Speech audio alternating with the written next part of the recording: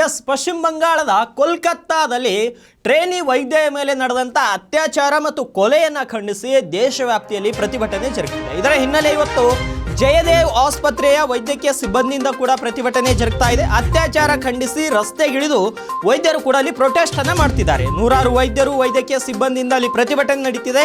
ಆರೋಪಿಗಳನ್ನು ಗಲ್ಲಿಗೇರಿಸಬೇಕೆಂದು ಆಗ್ರಹಿಸಿದ್ದಾರೆ. Are working in the most difficult environment. We work with patients.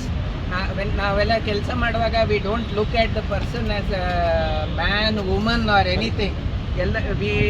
Their patients share their most intimate problems with us. So when we are in such a situation where patients, where the level of trust is such that we don't consider anybody, we don't consider their caste, their creed, their race, their sex or anything like that, and we want to treat our patient. At that time, if a lady doctor should be able to examine a male patient without thinking about her safety.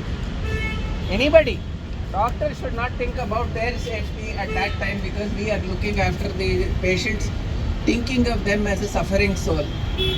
But if that level of trust is violated in the hospital, it is something that is unacceptable at any level. ಇದರಲ್ಲಿ ಏನಾಗುತ್ತೆ ಅಂದರೆ, ನಾವು ಎಲ್ಲರೂ ಒಂದು ಕೆಲಸ ಮಾಡುವಾಗ ನಾನು ಗಂಡಸೋ ಹೆಂಗಸೋ, ನಾನು ನೋಡ್ಕೋತಾ ಇರೋನು ಗಂಡಸೋ ಹೆಂಗಸು ಅಂತ ನಾವು ಯೋಚನೆ ಮಾಡಲ್ಲ.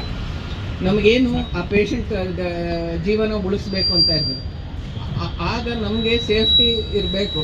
ಇಲ್ಲಿ ವೆಸ್ಟ್ ಬೆಂಗಾಲಲ್ಲಿ ನಡೆದಿರೋದು ಏನು, ಒಂದು ಹೆಣ್ಣು ಮಗಳು, ಇವಾಗ ಏನಾಗಬೇಕಾಗಿರ್ತದೆ, ಒಂದು ಮಗಳು, ಅದು ನಾಳೆ ನಿಮ್ಮ ಮಕ್ಕಳಾಗಿರ್ಬೋದು, ನಮ್ಮ ಮಕ್ಕಳು ಇರ್ಬೋದು, ನಮ್ಮ ತಂಗಿ, ನಮ್ಮ ಅಕ್ಕ, ನಾವು ಯಾರಾದರೂ ಆಗ್ಬೋದು.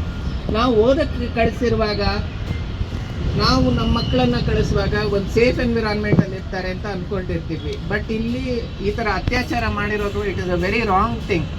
ನಾಳೆ ಯಾರು ಡಾಕ್ಟರ್, ಇವಾಗ ಎಲ್ಲರೂ ಇವಾಗ ಎಲ್ಲರೂ ಡಾಕ್ಟರ್ಗಳ ನಮ್ಮ ಮಕ್ಕಳನ್ನ ಡಾಕ್ಟರ್ ಆಗಬೇಕು ಕಳಿಸ್ಬೇಕಾದ್ರೆ ನಮಗೆ 10 ಸತಿ ಯೋಚನೆ ಮಾಡಬೇಕು. ನಮ್ಮ ಮಗಳನ್ನ ಕಳಿಸ್ಬೇಕಾದ್ರೆ, ನಮ್ಮ ಮಗುನ ಕಳಿಸ್ಬೇಕಾದ್ರೆ ಏನಾಗತ್ತಪ್ಪ ನಮ್ಮ ಮಕ್ಕಳಿಗೆ ಅಂತ. ಆ ಪರಿಸ್ಥಿತಿಯಲ್ಲಿ ಕಳಿಸ್ಬೇಕಾದ್ರೆ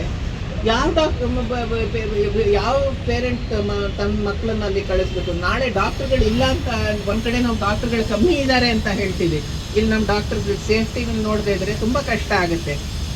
This is not why the protest. It is because tomorrow it can be your daughter, it can be your sister, it can be anybody.